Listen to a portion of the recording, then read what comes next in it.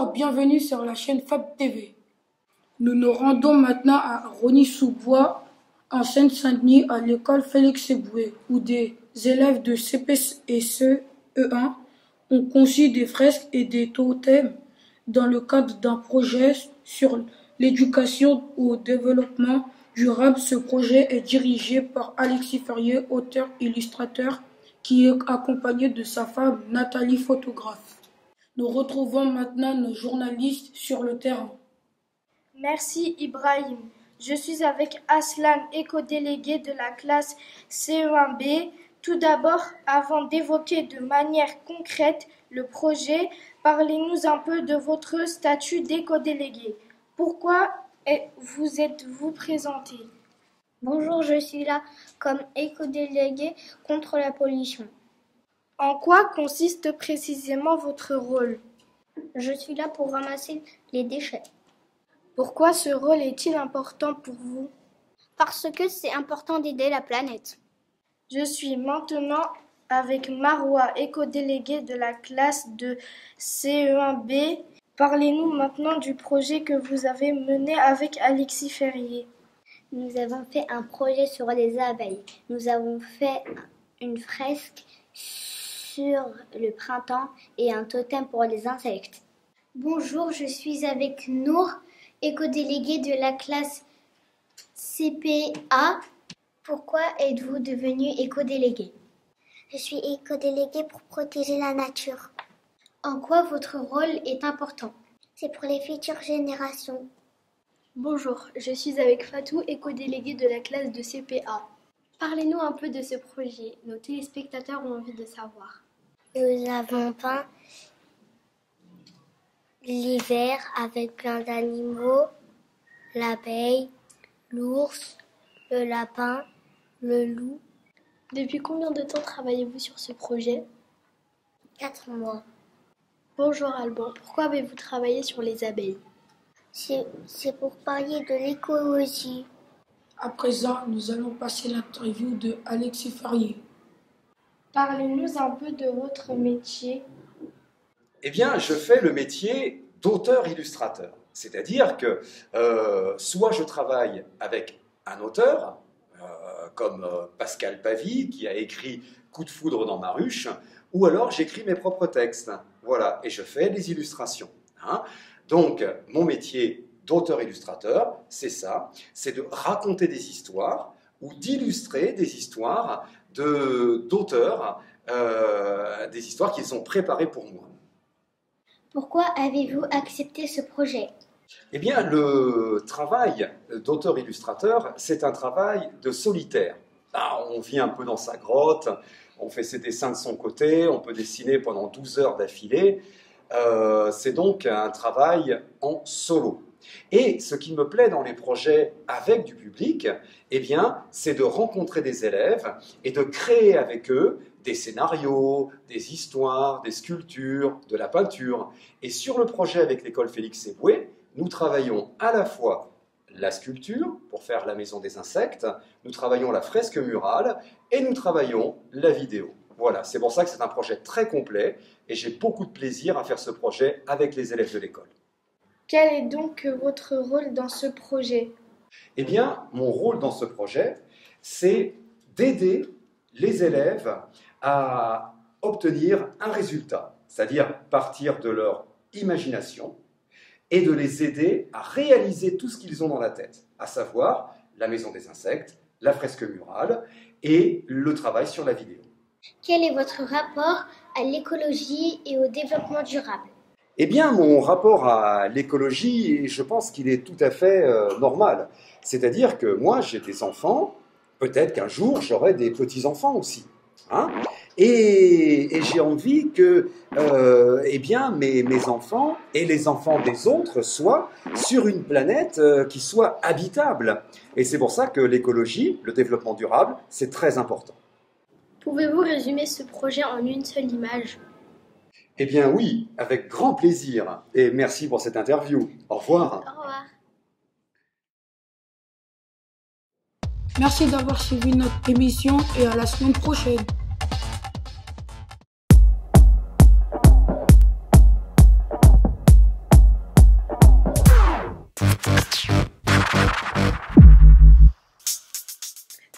suis Elisabeth. Bonjour, je suis Youssef Hassan. Bienvenue sur Bzzz TV. Bzzz TV, la télé qui vous raconte tout sur les abeilles. Chère Elisa, quel est notre invité aujourd'hui? Aujourd'hui, nous recevons Abby Queen.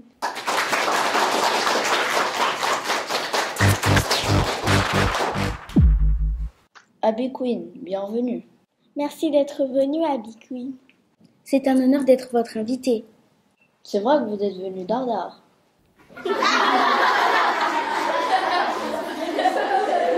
Mais les abeilles, c'est toute votre vie. En effet.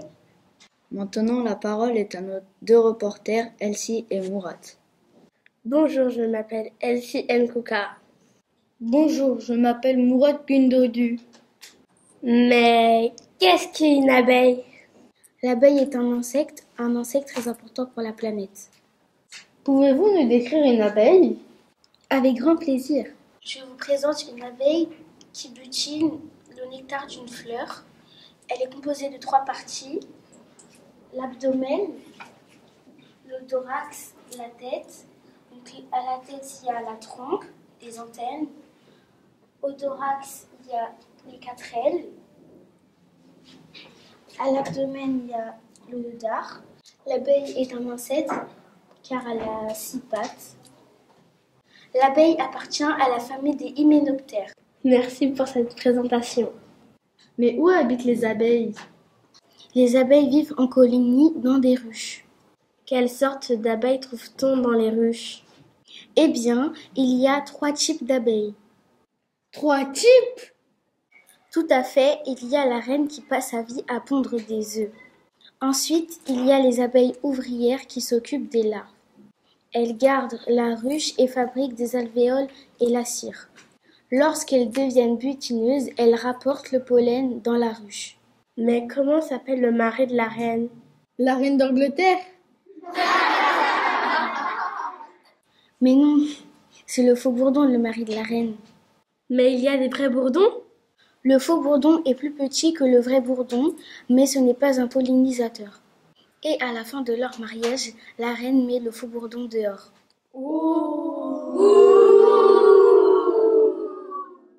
Merci Abby Queen, c'était très intéressant. Merci, c'était un plaisir. Merci de m'avoir invitée. C'était intéressant, non? Oh oui, captivant. Surtout l'histoire du faux bourdon.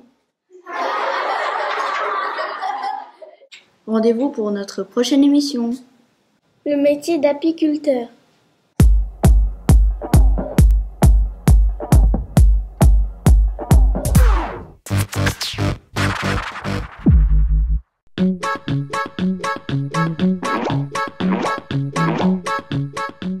Bonsoir à tous, j'espère que vous avez passé une belle journée.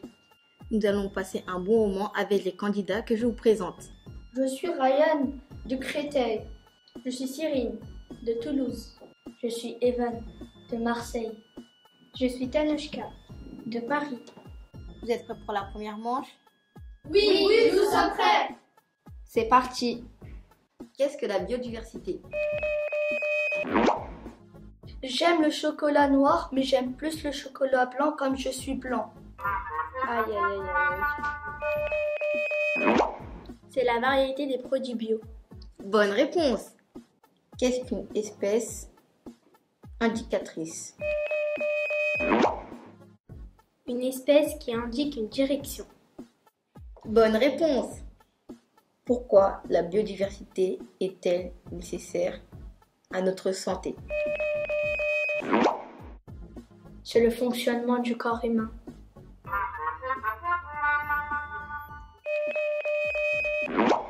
Parce qu'elle nous permet d'acheter moins de médicaments.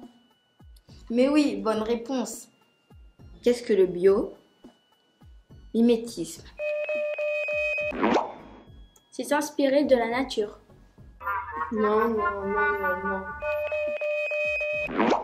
C'est l'étude de l'impact des produits bio sur notre santé. Mais oui! C'est très bien. Qu'est-ce qu'un écosystème? Une grosse machine créée par l'homme.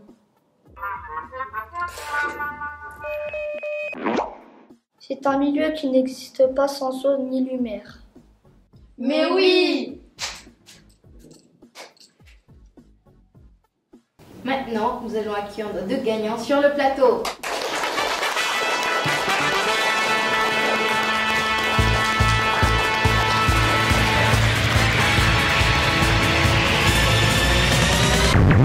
Une banane bio, c'est bon pour la santé. C'est le plus beau jour de ma vie. À la semaine prochaine!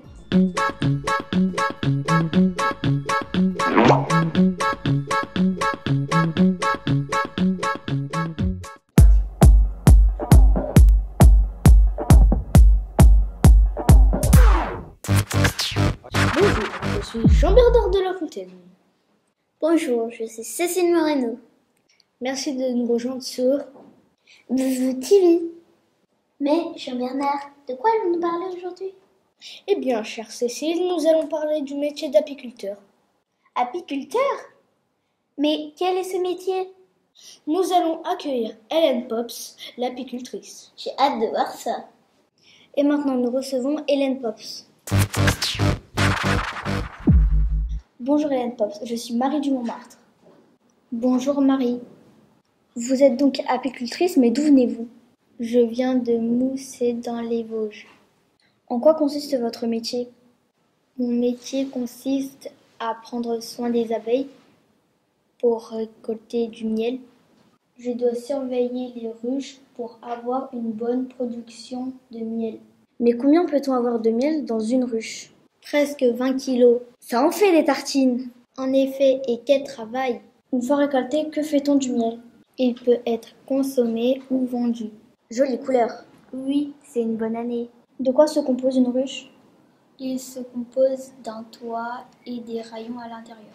Qu'y a-t-il d'autre à part le miel dans une ruche? Il y a du miel, de la cire, de la gelée royale, du pollen et du venin d'abeille. Hélène Pops, vous êtes formidable. Merci Marie. Que la force du miel soit avec vous. C'était fascinant. Oh oui, c'était très fascinant même. Et maintenant, nous allons accueillir un grand spécialiste des abeilles, professeur Bourdon. Bonjour professeur Hector Bourdon, je suis John Baran. Enchanté John, je suis ravi d'être là. Mais, monsieur Bourdon, présentez-vous. Je suis un professeur spécialisé dans l'apiculture et le miel. Je suis chercheur à la faculté de Limoges. Mais d'où vient le mot apiculture? Il vient du mot latin api, qui signifie abeille, et du mot français culture. Pourquoi l'homme s'intéresse-t-il aux abeilles? Oh oui, l'homme s'intéresse aux abeilles depuis très longtemps, depuis 9000 ans. C'est pour le miel. Mais les ruches existaient il y a 9000 ans? Il y avait des ruches dans les troncs d'arbres ou des paniers d'osier. Qui consomme le plus de miel dans le monde? Eh bien, figurez-vous, cher John, que c'est la France. Mais quel est le plus gros producteur de miel dans le monde? C'est notre voisin, l'Italie. Mais professeur, les abeilles en hiver, quand il fait froid, elles meurent? Mais non, elles ne meurent pas. Elles dorment, elles hibernent. Mais est-il vrai que l'abeille était l'emblème de Napoléon Ier? Oui, il s'est fait même broder un manteau avec 1500 abeilles en fil d'or. Vous êtes vraiment étonnant, professeur Bourdon. Oui, je n'ai jamais le cafard. Très bon, professeur Bourdon. Au revoir. Au revoir, John Baran. C'était vraiment une bonne émission. Oui, une vraiment bonne émission. À la semaine prochaine.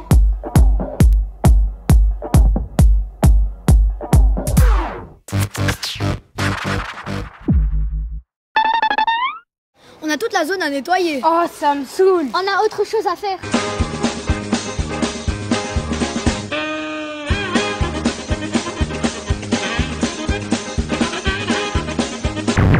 Mais ils font n'importe quoi. Mais ils mettent tout dans la même poubelle. Mais ils savent pas trier.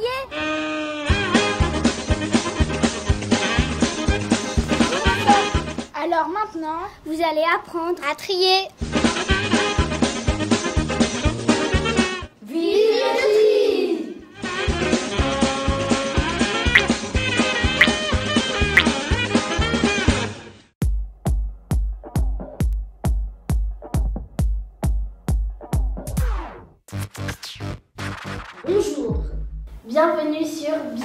TV.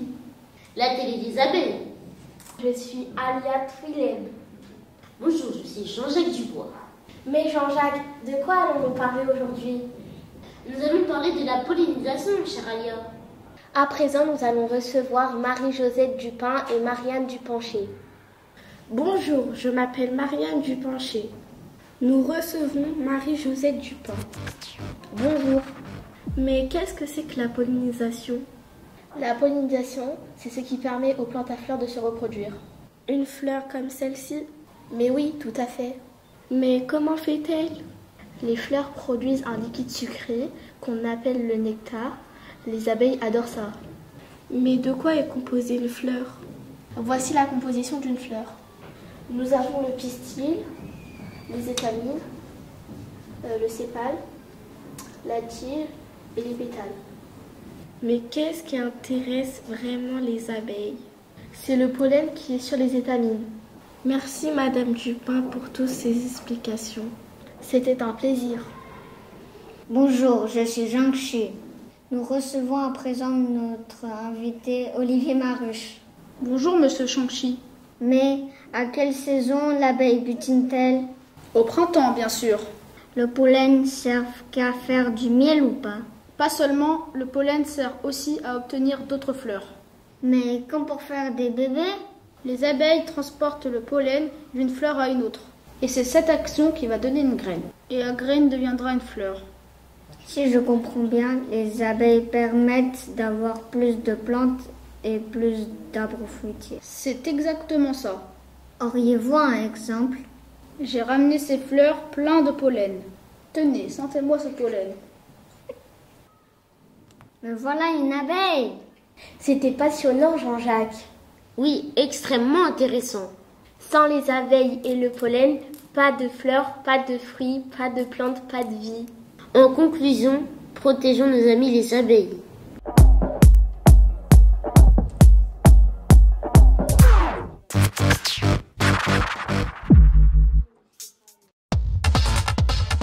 Mesdames, Messieurs, bonsoir. Je suis Aliba. Merci de nous rejoindre pour cette édition spéciale. Elle sera consacrée à la place des abeilles dans notre écosystème. Nous accueillerons donc des experts sur le sujet. Bienvenue, présentez-vous. Bonjour, je suis Julie Bigruge, spécialiste des abeilles. Depuis combien de temps le nombre d'abeilles diminue? Depuis environ 20 ans. Quelle est la cause de ce phénomène? Le taux de mortalité est très élevé. Les ruches sont désertes. Les abeilles sont surtout victimes des insecticides. Voyez plutôt. Cher Ali, fermez ce bidon. C'est un produit vraiment dangereux. Pouvez-vous justement nous parler de l'évolution du taux de mortalité des abeilles? En 1994, en France, le taux moyen de mortalité des abeilles était de 5%. Aujourd'hui, il est 3 fois plus élevé. Quelles sont les conséquences de ce phénomène? Des milliers d'ouvrières adultes disparaissent. Il ne reste que les reines et les jeunes butineuses. Résultat, la production nationale de miel a été divisée par 3. Merci pour toutes ces explications, Julie Bigruche. Avec plaisir, Aliba. Sujet suivant, les abeilles dans le monde.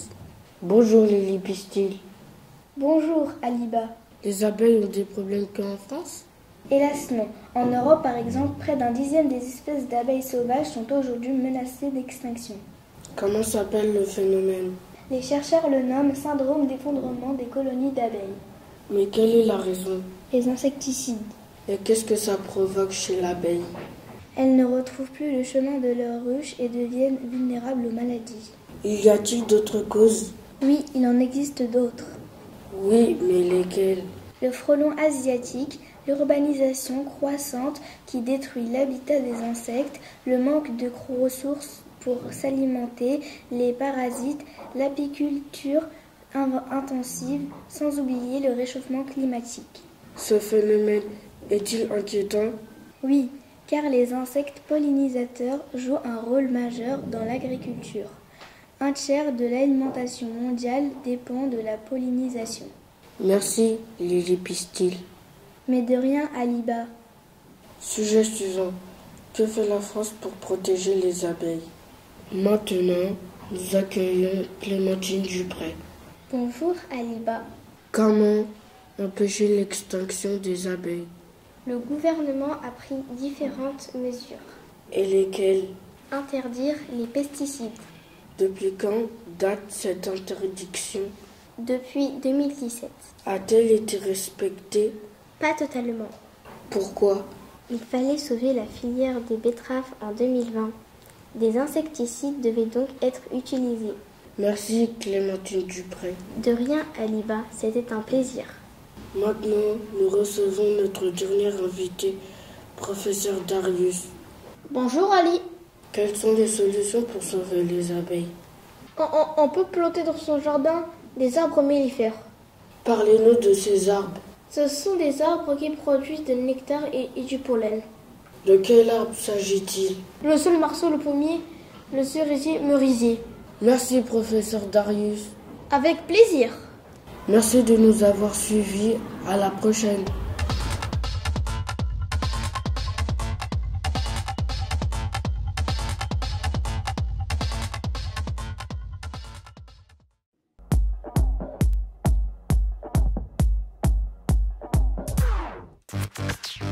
Bonjour. Bienvenue sur BzBz TV. Je suis Nina Mayo. Je suis Aymen Bafdel. Mais Aymen, de quoi allons-nous parler aujourd'hui? Nous allons parler du danger pour les abeilles. En effet, c'est un sujet grave. Nous allons appeler nos journalistes. Enzo Mel et Manel Dumont. Bonjour, je m'appelle Manel Dumont. Bonjour, je m'appelle Enzo Mel. Place à notre première invitée. Présentez-vous s'il vous plaît. Je m'appelle Marilyn Descasnouches. Quel est votre métier? Je suis spécialiste des abeilles. Dans cette émission, nous connaissons bien les abeilles, mais y a-t-il des dangers pour elles? Hélas, il y a beaucoup de dangers pour les abeilles. Oui, mais lesquels? Il y a des prédateurs naturels. Lesquels? Les araignées par exemple. Les abeilles se prennent dans les toiles des araignées. Et alors? Elles servent de casse-croûte. Y a-t-il d'autres prédateurs? Oui, le terrible frelon asiatique. Oui, mais que fait-il? Il attaque les ouvrières de la ruche. Quelle horreur! Mais il y a aussi le blaireau, le mulot, les guêpes et les oiseaux. Mais les prédateurs naturels ne sont pas les seuls dangers. Bonjour professeur, veuillez vous présenter. Bonjour, je suis professeur Hossein de la faculté de Strasbourg. Vous êtes donc spécialisé dans les produits chimiques. Malheureusement, l'homme est le plus grand prédateur de l'abeille. Mais pourquoi? Nous répandons des produits chimiques dans les champs. Ces produits sont-ils dangereux pour les abeilles? Oui, ils sont très dangereux. À cause de ces produits, les abeilles ne retrouvent plus leur chemin. Elles perdent le sens de l'orientation. Regardez qu'est-ce qui se passe si je mélange des produits chimiques dans l'eau.